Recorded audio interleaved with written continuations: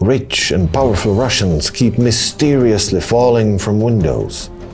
Join us and take a look behind the mystery. What makes open Russian windows so tempting? You will know the answer in just a moment. Plus, you will meet the motley crew of medieval Europe. They really rock. Welcome to the last show. We are broadcasting again from a secret bunker in Eastern Europe to bring you the last news you need to know before the world's end. I'm sure you noticed the latest trend among the rich and powerful in Russia. And no, it's not bladder Botox or foot Botox. It's not even ball tanning. It's falling out of the window, mysteriously. High-profile Russians keep mysteriously falling to their deaths from windows. Another Russian official mysteriously falls out of a window. And the VIP list of high-profile Russian window jumpers includes Ravil Maganov, the chairman of Lukoil, the second largest oil company in Russia, who fell from a hospital window. Or Pavel Antov, the richest parliament deputy in Russia, who fell out of his hotel window in Odisha, India. This ever-growing celebrity list is becoming a Russian who's who. No wonder the famous Newsweek magazine compiled the full list of Russians who fell to their deaths this year. Definitely one of the hottest lists for last year's Christmas readers, right next to the best porn sites of 2022 and the Wanderlust Hot List 2022. The prominent club of Russians to fall out of windows was so attractive and welcoming for VIP newcomers that Newsweek had to publish a new, updated version just a few weeks later as the full list of Russians to fall out of windows since Putin invaded Ukraine. For the record, the Russians who fell out of the window are still just an exclusive minority in a larger group of victims of the new mysterious phenomenon that the magazine The Atlantic labeled as Southern Russian Death Syndrome, which has many forms, including getting shot in the head in a swimming pool, being poisoned by venom from a tropical rainforest toad in the middle of Moscow, succumbing to strange illnesses, or being eaten by a shark in a phone booth. Rodriguez est mort. Bigre? Dans quelles circonstances? Il a été dévoré par un requin dans une cabine téléphonique. But falling from windows is by far the most popular one. So it seems that windows in Russia is literally the most dangerous place you can possibly be. Yeah, what makes Russian windows so tempting for Russian oligarchs? Were they all watching too much MTV? MTV makes me wanna smoke crack. Fall out of the window and I'm never coming back. Wait, there's no Russian MTV anymore. So what could it be? A misfortunate sleepwalking accident?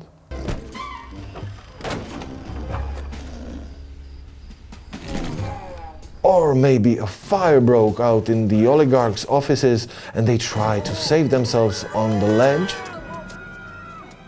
Yes, they tried to save themselves on the ledge. But the statues on the facade had penises that were too small and fragile to save their life. Or was it some other small and fragile dick they accidentally touched that led to their fall? Another Putin critic dies after falling out of a window. Bingo! When you read the stories of the unfortunate Russian officials and oligarchs who fell out of the window, you noticed an interesting pattern. They all happened to criticize Putin's invasion of Ukraine.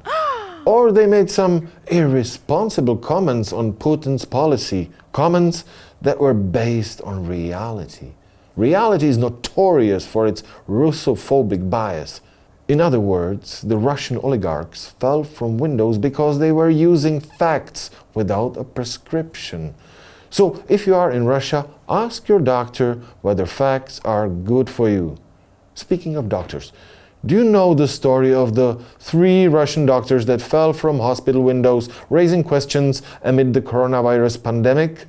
Questions such as, why are Russian coronavirus doctors mysteriously falling out of windows? Why are they? Those two headlines from the spring of 2020 show the doctors clearly wearing proper speech masks that would prevent them from spreading dangerous facts. And those two headlines from 2020 also show that falling from windows is not just some new Russian trend. It's a noble Russian tradition, a tradition that knows no borders. A prime example of this Russian tradition can be traced to 1948's Prague, capital of Czechoslovakia, what is now the Czech Republic. The foreign minister of Czechoslovakia, Jan Masaryk, openly knew too many facts about the communist regime in the Kremlin and openly opposed the idea that Czechoslovakia should become the Kremlin's vassal state. One day in March 1948, he suddenly fell out of the window of his apartment and died. The rumor says he was the only person in history who fell out of a window and closed it behind himself. And Czechoslovakia became the Kremlin's vassal state for the next 40 years. Speaking of the Czechs themselves have their own noble tradition of getting their officials flying out of windows. It's called defenestration. This fine tradition of tossing official out of the window started in 1419, when a crowd of guys called Hussites, basically rogue Protestants who were Protestant before it was cool, stormed the Prague city hall and threw the Catholic councillors out of a window. That was the first defenestration of Prague. Yes, only the first. The sequel came in 1483, when the usual suspects, an angry crowd of Czech Protestants, stormed the Prague city hall and tossed Catholic officials out of the window. The third defenestration of Prague happened in 1618 when, you guessed it, an angry crowd of Czech Protestants stormed the city hall and Catholic officials ended up flying out of a window. This defenestration was the greatest hit of the three because it led to the 30 Years' War. In one of the deadliest wars in human history. You must admit, defenestrations are cool. They're honest, no bullshit, no messing around, just go and overthrow. The rockstar way. Yeah, the Czech Hussite Protestants were kinda like the motley crew of medieval Europe.